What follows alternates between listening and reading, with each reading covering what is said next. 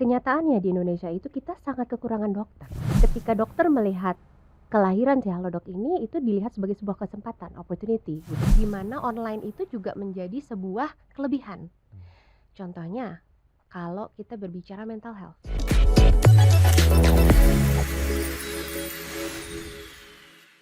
Termasuk orang yang, cukup bisa menikmati berbagai macam, apa ya, feature dalam sebuah aplikasi. Apakah itu konteksnya adalah kesehatan ataupun mungkin belanja online dan lain sebagainya. Tapi kalau ngomongin soal kesehatan, ada sebuah platform yang betul-betul mendekatkan akses masyarakat terhadap berbagai macam layanan kesehatan. Apakah itu, berkonsultasi dengan dokter ataupun bisa mendapatkan resep dan juga mendapatkan obat ya. Dan telemedicine ini menjadi sebuah hal yang kayaknya sudah semakin dekat gitu ya perannya, dan juga kehadirannya di tengah masyarakat. Nah ini kalau ngomongin soal momentum telemedicine bisa semakin digemari oleh masyarakat, ada pandemi COVID-19 yang alhamdulillah kita bisa lewati dengan, baik begitu ya. Ini mendorong penetrasi digitalisasi di Indonesia menjadi lebih pesat, salah satunya adalah layanan telemedicine sekaligus menjadi gebrakan baru dalam sistem layanan kesehatan di Indonesia. Nah, layanan telemedicine ini emang nggak bisa menggantikan konsultasi tatap muka sama dokter langsung sih, tapi ya, terbukti efektif membantu masyarakat mendapatkan pelayanan kesehatan yang lebih optimal gitu. Ini juga terbukti pada saat pandemi berakhir, layanan konsultasi kesehatan online ini masih sangat eksis ya. Akan tetapi masih mampukah layanan ini kembali bertahan setelah masa pandemi usai? Model bisnisnya gimana sih? Pengembangan model bisnisnya seperti apa? Lalu apakah potensi ini akan bertahan dengan lama ya? Terus juga, untuk membahas ini semua tentu saja sudah hadir bersama kita di Vincast Ibu Veronica Utami, COO dari Halodoc. Beri tepuk tangan yang paling meriah untuk Ibu Vero, aku panggilnya Ibu Vero ya. Iya, boleh. Thank you ya sudah menjadi salah satu stakeholders di industri kesehatan di Indonesia, boleh dibilang kayak gitu ya. Yang Bisa. mendekatkan akses, masyarakat terhadap layanan kesehatan. Saya Ya. termasuk orang yang, kalau, ada sakit sedikit gitu sukanya googling tanpa berkonsultasi sama dokter gitu. Karena secara waktu terbatas untuk bisa Mhm, datang ke dokter gitu, mhm. terus juga mungkin ada antrian dan lain sebagainya gitu. Ya, Daripada saya sibuk dengan asumsi saya sendiri mendingan pakai, aplikasi telemedicine gitu, betul. konsultasi sama dokter beneran. Jadi saya Iya, nggak, nggak kebak overthinking gitu ya? sendiri, heeh. Mhm. Nah, sebelum ngomongin soal, bisnis telemedicine, boleh nggak sih cerita dulu mungkin sama tim, Bu Vero, Mhm. mendirikan, eee, Halodoc ini seperti apa ceritanya? Oke, ya. Selamat pagi Mas Vicky, thank Iya, you for having oke. us. Jadi Halodoc ini berdiri 8 tahun yang lalu. Co-founder kami namanya Jonathan Sudarta. Dulu dia, memang kerja di bidang, pharmaceuticals ya. Jadi memang sudah di dunia kesehatan sangat lama. Dan ketika dia bekerja di situ dia menemukan bahwa memang ada disparitas yang sangat jauh antara supply dan demand untuk urusan dokter terutama. Di Indonesia itu rasionya 1:2000, 1 dokter untuk 2000 penduduk. Kalau kita Mmm, bandingin sama misalkan Singapura, itu rasionya adalah 2:1000 ya. oke. Jadi ada sangat besar kekurangan dan gap antara kebutuhan dokter dengan penduduk. Nah, dia melihat masalah ini, dia melihat pain points ini dan kemudian dia mengajak tetangganya pada Mmm, saat itu Dodi Lukito, dia menjadi, CTO pertama kita dan mereka menciptakan platform Halodoc ini sejak, mmm, 2016 ya, berarti 8 mhm, tahun yang lalu. mhm, Seperti itu sih dan jadi tentu saja platformnya berevolusi, bahkan awal-awalnya ada mungkin 3 atau 4 platform yang berbeda dan mhm, mereka beriterasi, mereka bekerja keras untuk mengedukasi masyarakat tentang mhm, apa sih yang bisa, telemedicine itu bantu untuk bisa menjangkau masyarakat mmm, Indonesia yang ada keterbatasan dokter tersebut gitu dan mmm. ya begitulah akhirnya kita berjalan sampai di titik ini, seperti Oke, itu. satu hal yang menarik, konteksnya adalah pada saat aplikasi ride hailing pertama Mhm, muncul, mhm, ada reaksi yang sangat kontras sekali dari teman-teman, rekan-rekan ojek pangkalan gitu ya. mhm, Mereka mhm, nggak terima dengan keberadaan dari aplikasi ride hailing waktu itu mhm, karena mhm. akan, ngambil kerjaan mereka dan lain sebagainya. Kalau konteksnya telemedicine sempet nemuin kayak gitu nggak? Ada suara-suara kayak, ini kayaknya akan mendisrupsi, porsi saya sebagai Iya, saya dokter iya, gitu, iya, karena iya, yang dijanjikan adalah menghadirkan layanan kesehatan yang iya, lebih murah, iya. ya nggak sih? Ya mungkin ini yang menjadi sebuah, perbedaan ya, Mmm, karena memang kenyataannya di Indonesia itu kita sangat kekurangan dokter gitu. mmm, Jadi ketika dokter melihat kelahiran si Halodoc ini itu dilihat sebagai sebuah kesempatan, opportunity gitu. Karena banyak juga dokter-dokter yang akhirnya mereka melihat ini sebagai sampingan tambahan juga gitu kan dari pekerjaan mereka sehari-hari, yang bisa menjadi tambahan yang lumayan juga dan membantu mereka juga untuk menjangkau, misalkan nih, kita punya dokter-dokter kulit, dokter kulit kita yang nomor satu di platform, bisa tebak nggak dari mana? Nggak tahu, dari Papua Dari atau Makassar. oh di Makassar. Gitu, bukan dari Jakarta. Jadi juga membantu dokter-dokter yang ada di daerah untuk bisa menjangkau masyarakat yang jauh lebih luas gitu. Jadi sebenarnya skop layanannya atau possibility cuannya gitu ya, nggak cuman di kotanya aja ataupun Iya, mungkin daerahnya aja. Kalau betul. tanpa ada layanan telemedicine ya mungkin dia cuman ada Di di daerahnya di saja, daerahnya doang gitu, betul, tapi ini bisa betul. melayani seluruh Indonesia gitu ya. Ya, Ini jadi value lain yang ternyata disadari oleh dokternya sendiri dan Iya. mereka voluntarily jump in to the platform dan juga mereka memberikan layanan kepada masyarakat gitu. Yang memang Iya. kebutuhannya juga akan dokter ini banyak sekali ya. Oke. betul. Challenges lainnya waktu itu, selain tentu saja memberikan sosialisasi lah Ya, ya sama ya. rekan-rekan dokter gitu Ya. supaya mereka Ya. jump in ke platform ini. Challenges yang Apa lain lagi? terutama ya tadi kan, telemedicine pada saat berdiri 2016 itu, ya bukan sebuah konsep yang bisa diterima oleh masyarakat, bisa dibilang gitu kan. Masih banyak orang yang pada saat itu berpikir, "Oh kalau ke dokter itu ya harus ke klinik, harus ke rumah sakit," gitu kan, harus dipegang gitu kan. Betul. Tapi ya awal-awal kita terus untuk beredukasi, kita bekerja sama juga dengan, pemerintah, dengan asosiasi. Tapi memang, our tipping point adalah pandemi itu sendiri. Karena pada saat itulah orang nggak punya pilihan lain, ya kan. Jadi mereka harus, konsultasi, mendapatkan obat, dirawat dari rumah, dan memang Halodoc sengaja pada saat itu melihat karena kan filosofi kita yang kita pegang adalah, fall in love with the problem and not the solution. Dan pada saat Covid jelas banget masalahnya adalah gimana kita memberi akses ke masyarakat tentang, Covid itu sendiri. Bagaimana mereka bisa istilahnya mengecek gitu ya simptomsnya itu Covid atau enggak, gimana mereka dapat akses untuk testing, gimana mereka dapat akses ke vaksin. Dan pada saat itu Halodoc betul-betul gerak cepat untuk kerjasama dengan pemerintah menyediakan drive-thru vaccines, drive-thru testing segala macam. Dan karena itulah brand kita juga bisa growing, awareness-nya juga growing pada saat itu. Dan dengan itu edukasinya menjadi sangat mudah, penerimaannya menjadi sangat lebih mudah. Karena orang lihat, oh ternyata bisa kok, saya kalau pilek, sakit perut, alergi, sakit mata, bisa kok dari jauh dan sembuh gitu. 94% dari kasus yang dibawa ke telemedicine itu bisa sembuh. Gitu. Itu yang paling penting ya sebetulnya, bagaimana mengukur efektivitas dari telemedicine kepada masyarakat adalah ya bisa berkonsultasi dan ujungnya diberi obat dan sembuh gitu. Karena saya ngebayangin ini memang sangat challenging sih. Satu sisi dari platformnya sendiri melakukan sosialisasi kepada dokternya, which is itu juga the level of challenges-nya juga beragam gitu, kompleksitasnya juga beragam. Apalagi ke masyarakat gitu, karena masyarakat terbiasa, ya gue kalau misalnya sakit ya gue harus dicek, mata gue dibuka, di center sama dokternya gitu ya. Dokter harus ngeliat kondisi fisiknya gitu. Tapi ya ternyata ada akselerasi dari kebutuhan atau mungkin awareness ya, karena masuk pandemi tadi gitu. Oke, it's about reading the momentum sebenarnya salah satunya. 2016 siapa yang tahu sih 2019 kita akan pandemi COVID-19 ya. 2016 dibuat Halodoc gitu.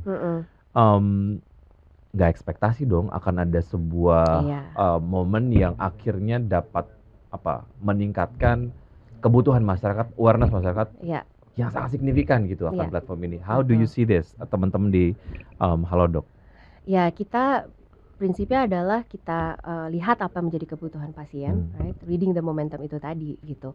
Dan tentunya setelah pandemi usai gitu kan, ya ini menjadi PR kita juga. Setelah itu kebutuhan kesehatannya, permasalahan pasien itu berubah seperti apa yang kemudian bisa kita jawab gitu. Jadi memang menurut saya platform apapun itu, ketika kita bekerja di sebuah industri bisa membaca dan melihat apa sih kebutuhan user kita atau pasien kita dan menjawab itu dengan products dan services, itu yang menjadi kuncinya.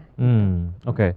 Entah kenapa rasanya kalau saya termasuk yang optimis ya, masyarakat kalaupun memang udah lewat masa pandemi, layanan telemedicine ini tetap dibutuhkan gitu, Mhm. apalagi memang masyarakat sudah tahu value-nya dan juga manfaatnya gitu, Ya. termasuk saya gitu. Kalau kayak flu-flu doang masa sih ke dokter gitu ya, tapi memang harus ditanyain ke dokter gitu, apalagi Heeh misalnya, heeh. aduh flu-nya, makin parah gitu, ya Ya. udah pakai telemedicine, Mhm. konsultasi sama dokter beneran, terus habis itu dapat obat yang saya nggak bisa beli di luar sendiri gitu, harus Iya, ada, resep resepnya gitu. dokter, Terus iya. habis itu kerjasama lagi sama, apa namanya, ride hailing untuk pengiriman obatnya dan bisa cepet lagi. Iya iya. Memang Itu gimana ya, maksudnya, mmm, proses dalam melibatkan mhm. ekosistem yang nggak cuman ekosistem di sektor kesehatan juga, Betul tapi betul. ekosistem lain gitu. Iya Nah iya. itu gimana tuh proses research and development-nya, findings, ideas-nya itu Iya gimana waktu iya. itu?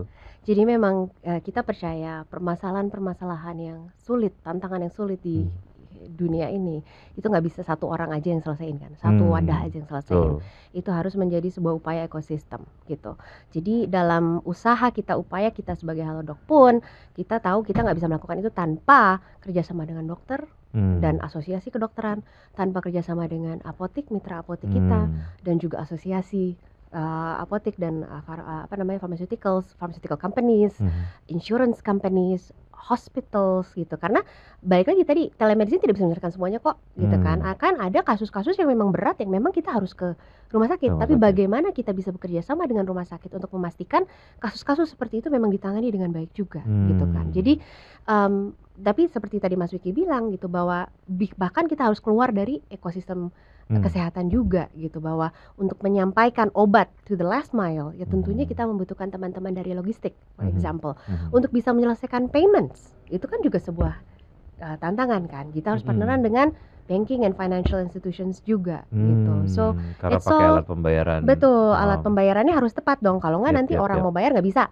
gitu. Mhm. Kita kerjasama dengan creators, influencers gitu, karena untuk Mmm. mengedukasi kadang-kadang komunikasi dari brand itu nggak cukup. For example kan kita harus Mhm. menggandeng creator, influencer yang memang sudah authentically experience the platform Mmm. untuk bisa bilang, "Oh, saya punya penyakit kulit, saya ke Halodoc dan saya mengalami perbaikan gitu, Mhm. improvement. Saya punya isu mental health, saya konsultasi dengan psikiater, psikolog di Halodoc dan bisa lebih baik gitu rasanya." Jadi, none of this and of course kita ada tim media juga kan gitu Mmm. ya. So, Mmm. all of this has to be done together gitu, Mhm. karena Mhm. kesehatan bukan sesuatu yang simple yang bisa begitu aja diselesaikan dengan Betul, satu dan platform kesehatan gitu. juga bukan satu hal yang eksklusif, ini harus inklusif, Betul, maka harus inklusif. inclusivity ini adalah menjadi satu hal yang tersentuh juga oleh, layanan telemedicine gitu. Mhm. Oke, selain ada challenges dalam hal melakukan sosialisasi kepada dokter, kemudian juga pada konsumen, sosialisasi sama rumah sakit juga dong, Mhm karena, rumah sakit mhm. adalah tempat dokter bekerja,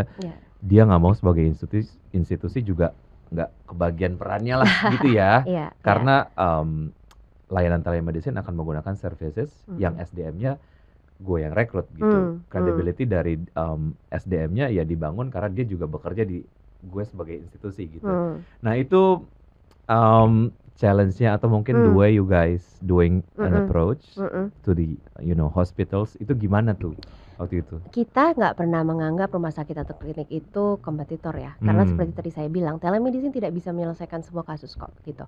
Kita menganggap rumah sakit atau providers, clinics itu adalah partner kita. Nah, makanya kita juga punya layanan, apa namanya, appointments for Mhm. example. Jadi ketika misalkan memang kita mau ketemu dokter in person, kita bisa, rujuk ke Bisa rujuk. rumah sakit Oke. seperti itu, Oke. gitu. Ya, kelebihan apa lagi sih yang sebetulnya juga dimiliki oleh, apa namanya, aplikasi telemedicine lah ya, yang juga ini nampaknya, ya dirasakan lah oleh masyarakat. Dalam hal Mhm kepraktisan mhm. udah pasti Mhm gitu kan, kalau mhm. misalnya ada, masalah fisik, ada, alergi segala tinggal difoto, Mhm. habis itu mungkin dokter juga bisa menganalisa ini kira-kira apa, Mhm. penyakitnya, terus bisa direkomendasikan obat apa. Ya. Please bring me back to the pandemic era, Ya. di mana teman-teman tentunya nggak melihat ini adalah sebagai sebuah momen untuk tiba-tiba grow-nya begitu cepat, Mhm. tapi banyak penyesuaian dalam hal teknologi, Mhm mhm. backbone lah ya, Ya infrastrukturnya ya gitu. ya, Karena kan mau heeh. tidak mau ada layanan yang mau nggak mau ini harus cepet banget Iya iya hadirkan iya gitu, karena iya kebutuhannya lagi cepat. Apalagi waktu itu mungkin pemerintah juga memang memerlukan bantuan dari teman-teman iya telemedicine iya atau to iya be exact semua pihak untuk, iya iya membantu pemerintah menangani pandemi waktu itu. iya, mhm, Nah, boleh cerita gimana tuh waktu itu? iya. Keseruannya, kehebohannya, keriuhannya gitu waktu itu? Iya, saya terus terang belum ada di situ pada saat itu, Oh, oke. tapi kalau dari cerita teman-teman dan sebagai seorang penonton dari luar Mhm ya, mhm yang memang luar biasa adalah kecepatan teman-teman di Halodoc pada saat itu untuk mewujud make things happen lah gitu. mmm, Jadi ada kalau tidak salah tuh vaksin, drive thru vaksin sama testing itu terwujud dalam hitungan hari. mmm, Jadi dapat mandat dari, Pak Menteri untuk bisa live itu dalam hitungan hari langsung jadi. Tim mmm, operations on the ground itu sangat-sangat cepat untuk bergerak, mhm, terus dari sisi teknologi pun seperti itu, gitu. Jadi how we, address and adapt the product juga untuk bisa cepat berubah sesuai dengan kebutuhan, itu juga menjadi, apa namanya, salah satu kunci keberhasilannya lah pada saat itu, bisa dibilang, oke. gitu. Karena ya itu memang diperlukan ya, gini, kalau kita bicara mengenai kebutuhan masyarakat terhadap platform telemedicine pada saat pandemi memang iya tinggi, tapi Mhm bagaimana, mmm, the players mengakomodir, mhm, dan juga gerak cepat itu yang iya menjadi challenge berikutnya gitu. iya Bahwa iya. ini jadi platform yang dibutuhkan iya, tapi ya kalau nggak gerak cepat ya nggak bisa juga gitu ya. Betul, Nggak bisa jadi akses juga sampai dengan sekarang. iya, saya rasa proses pengambilan keputusan, terutama di Mmm, saat krisis seperti itu untuk bisa tidak terlalu banyak, apa istilahnya, birokrasi ya. Jadi, mmm, in a way udah militer, udah yap kayak yap, zaman perang kan, heeh kayak heeh, mandat satu semua gerak gitu kan. But I think it goes on even sampai sekarang gitu, bahwa mmm. pengambilan keputusan itu bisa sangat cepat dan, kalau memang ini penting kita langsung kerjakan gitu. Oke. Ini, menarik sekali ya, tapi the way you guys manage the risk, Mhm, karena ini adalah salah satu industri yang harus dimitigasi apapun lah, pasti. karena ini Iya, berkaitan dengan kondisi fisik seseorang dan lain sebagainya betul pada saat, betul. Mhm. melakukan pengobatan melalui platform Mhm ini gitu. mhm Sejauh mana ini juga bisa menjadi apa ya, concern jugalah mhm mhm yang mhm. benar-benar dijaga oleh teman-teman gitu? Oh ya, pasti. Karena Mhm kita put the patient first, the mhm patient problem and the patient pain first, itu pasti menjadi concern kita gitu. Jadi ketika kita katakanlah mau launching, fitur baru gitu, mhm kita juga memastikan bahwa, ini sesuai dengan kebutuhan mereka dan misalkan nih kan kalau namanya orang kesehatan, misalkan data privacy-nya, data security-nya mmm, itu juga semuanya aman gitu kan, ada mmm, tim khusus yang untuk ngeliatin itu, seperti itu. Kita juga nggak sendiri kan melakukan ini. Jadi misalkan nih kita lagi mengembangkan, kita recently launch Halo Skin gitu. mmm. Kita mengembangkan produk itu nggak Bisa sendiri. aja lagi ke Halo Skin ya. Marketnya tuh growing terus gitu loh, luar biasa, tepuk tangan dulu dong buat teman-teman Halodoc. Jadi Maksudnya kayak the way you guys read the opportunities is amazing, it's something that we need to learn about it dan you guys need to share about it iya gitu ya. iya iya. Mmm, Ya anyway terus jadi kita ketika dilanjutin. kita launching Halo Skin, kita nggak mengembangkan itu sendiri. Mhm, Kita punya board of dermatologists yang memang kita ngobrol sama-sama, kita diskusi, mmm, gimana sih kita menciptakan user journey, mhm, kondisi-kondisi, treatment-treatment yang memang sesuai dengan mmm, katakanlah patokan-patokannya, etika-etikanya yang ada di spesialisasi tersebut mhm gitu. mhm, Ketika kita sekarang melihat misalkan mental health juga growing gitu as an mhm, opportunity. Kita, apa namanya, kita kerjasama dengan Asosiasi Psikiater dan Psikolog Indonesia untuk bisa sama gitu, untuk misalkan gimana sih kita melatih psikiater dan psikolog kita mmm, untuk gimana apa bedanya konsultasi ngobrol tatap iya, muka dengan konsultasi teks. mmm, It's very different. Konteksnya kadang-kadang bisa hilang. dan Jadi teman-teman juga melakukan riset untuk itu ya? riset dan Mhm, nggak sendiri, kita mmm, menggandeng, orang-orang yang memang lebih ahli dari kita, mmm. gitu. Seperti itu sih. Oke. Mhm. Nah ini, berkaitan dengan, apa namanya, perkembangan ataupun mungkin penambahan-penambahan berbagai macam model bisnis lah ya. Mhm Nah sejauh ini seperti apa growth-nya mhm dan apa aja? Tadi kan, eee, layanan preventifnya ada mhm gitu ya, mhm pengecekan darah dan mhm sebagainya lah gitu, mhm medical check up, terus yang mhm kurasinya ada, ketemu mhm. sama dokter, beli obat di apotek melalui Halodoc dan sebagainya. Halo Skin juga ada. Terus tadi yang soal mental health juga, Iya Anda juga, hadirkan iya, gitu. Nah, mhm. itu, gimana tuh, growth-nya sejauh ini? Ya banyak orang ketika ketemu saya bertanya, "Mbak, habis pandemi Covid tuh gimana sih, turun nggak sih Mmm. bisnisnya gitu. Dan kita sih benar-benar bersyukur banget bisnis kita bukannya turun malah growing. Mmm. Dan I think it's because kita juga melihat ada kebutuhan, jadi ketika kita melihat telemedicine, memang kebutuhan yang paling pertama akan dipikirkan adalah yang kurasi untuk penyakit-penyakit ringan, Mmm. seperti batuk, pilek, sakit perut, dan segala macam, which is kita udah establish. Tapi yang kita lihat juga, ada juga, kondisi-kondisi lain di mana online itu juga menjadi sebuah kelebihan. Mmm. Contohnya, kalau kita berbicara mental health. Mental health itu kan sesuatu yang butuh privasi, dan kadang-kadang orang ada stigma tertentu, "Oh, saya pergi ke klinik, psikolog atau psikiater, takut sendiri," Nanti ketemu gitu. sama Ketemu teman-teman, sama iya, apalagi untuk, orang-orang atau kaum-kaum yang sok kuat kayak saya ya, gitu. Kayaknya kalau ada, kelihatan punya masalah tuh kayaknya, iya, gitu. betul. Padahal kan mental health is a Iya health iya, issue yes gitu yes yes kan. yes. Jadi, kita melihat ada kondisi-kondisi seperti itu, seperti, misalkan skin gitu ya. Mhm. Skin kenapa akhirnya kita sampai bikin fitur baru, karena memang kita melihat animonya itu trennya memang naik. Mmm. Karena apa? Karena kalau kita pikir-pikir, teman-teman yang ada di daerah yang di luar Jakarta Mhm. tidak punya akses terhadap klinik kecantikan, klinik kulit, dokter kulit seperti yang ada di Jakarta. Di sini setiap berapa kilometer, berapa ratus meter mungkin ada gitu. Tetapi Mhm. mungkin kalau teman-teman di luar itu sangat susah untuk mendapatkan akses dokter kulit yang bagus gitu. Mmm. Dan kondisi misalkan jerawat itu kan sesuatu yang secara visual aja udah bisa di-diagnose, Mhm. sudah bisa dikasih treatment gitu. Jadi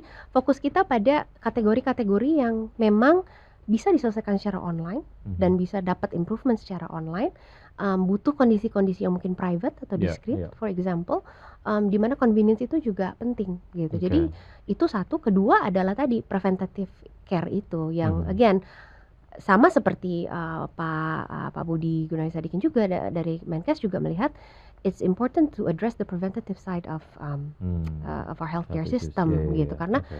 testing ratio kita juga sangat rendah, diagnostic ratio kita gitu. Betul. Orang nggak biasa, kecuali Mhm. misalkan, mmm, panas Mmm. takutnya DB, mungkin orang baru tes darah gitu. Mmm. Mhm. Padahal harusnya kan itu sesuatu yang dipantau secara reguler. Betul. Apalagi sekarang kan recently ada kasus-kasus di mana anak kecil aja bisa, bermasalah dengan diabetes dan segala macam Mmm. gitu Mmm. kan. So it's not even, kadang-kadang kita berpikir yang perlu cek darah rutin itu hanya orang umur 40 tahun ke atas seperti saya, padahal nggak Mmm. juga. Anak-anak kita aja dietnya, lifestyle-nya udah membuat mereka at risk juga Iya ya, gitu. layanan preventif juga ini kemudian menjadi penting apalagi kalau minjam point of view dari pemerintah gitu ya. Kalau Mhm, misal preventifnya baik, berarti nggak banyak orang yang harus berobat ke rumah sakit, betul. otomatis klaim BPJS juga nggak banyak. It Itu controls the yang healthcare cost yang juga betul untuk betul, itu juga untuk akhirnya negara, heeh, membantu, alokasi pemerintah sendiri untuk di, kesehatan lah. iya.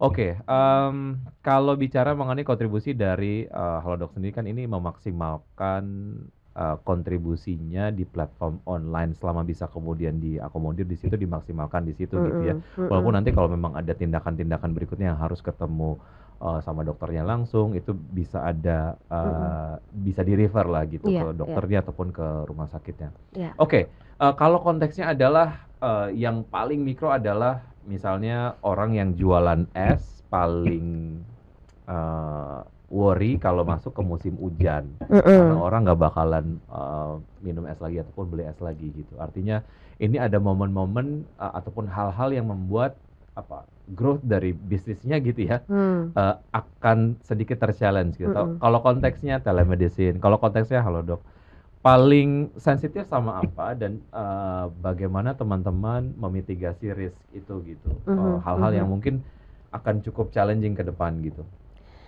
Mmm, I think we've seen bahwa bahkan ketika sebuah perubahan besar terjadi di mana kita tidak pandemi menjadi pandemi menjadi tidak pandemi, Mmm. bisnisnya tetap bisa bertahan Mhm. ya. Mmm, itu artinya memang selama kita fokus pada helping the patient, solving for the patient's problem and the patient's pain, seeing how our platform can help them, badai apapun yang menerjang gitu harusnya bisa bertahan gitu. Mmm. Mungkin bisnisnya akan berubah dan kuncinya memang transformasi itu. Kalau kita Mmm. kekeh bisnisnya ya stuck ya bukan stuck ya, bisnisnya akan seperti ini saja, tidak mau berubah, ya itu yang mungkin akan membuat kita menjadi diam di tempat gitu. Tetapi selama kita selalu matanya terbuka melihat apalagi sih yang bisa disimplify. Karena kan misinya simplifying access to healthcare gitu kan. Dan healthcare ini masih sangat luas kok gitu. Dan masih banyak sekali masalah yang bisa diselesaikan gitu. Selama kita fokus pada itu, there will always be problems that we can help solve. And I think that is ultimately the challenge. Gimana kita nggak lose touch dan kita nggak lupa bahwa yang kita bantu adalah pasien gitu. Kita bukan hanya sekedar mencari profit gitu kan, tapi kita membantu pasien, kita membantu ekosistem kesehatan kita tumbuh gitu. Oke, dan yang paling penting adalah inovasi terus ya, Inovasi pengembangan terus ya, Betul, bagaimana betul. sebetulnya meng-cater kebutuhan dari masyarakat sendiri gitu. Betul. Selama itu kemudian dapat meng-cater kebutuhan dari masyarakat, memecahkan berbagai macam permasalahan yang ada, otomatis kebutuhan akan platform telemedicine juga ini akan tetap tinggi gitu. Iya. Nggak usah worry terkait dengan winter di industri tech gitu Iya, ya. iya, Badai betul. PHK di industri tech, mereka yang layoff dan lain sebagainya. Selama again balik lagi ke bagaimana mengembangkan bisnisnya itu yang paling penting ya. Iya. At the end of the day, At the end of the day, it's that. itu yang menjadi kunci gitu. Kuncinya adalah inovasi. Sebenarnya masih ada 186 pertanyaan lagi yang ingin saya tanyakan ke Ibu Vero, tapi waktu kita terbatas. Beri tepuk tangan yang paling meriah untuk Ibu Vero Terima kasih, thank dari you for Halodoc. having Thank you me. ya udah main-main. Sama-sama. Besok-besok Vicky. ada episode lain atau bahasa lain, mau ngobrol lagi ya di Fincast ya. Boleh. Salam buat boleh. Pak Jonathan dan juga teman-teman di Halodoc. Nanti kita Dan sampaikan. juga untuk sobat investor, jangan lupa untuk terus menyaksikan Fincast setiap episodenya karena kita akan berbincang dengan berbagai macam topik menarik dan juga dengan narasumber-narasumber yang oke. Saya Wiki Adrian pamit. Dah.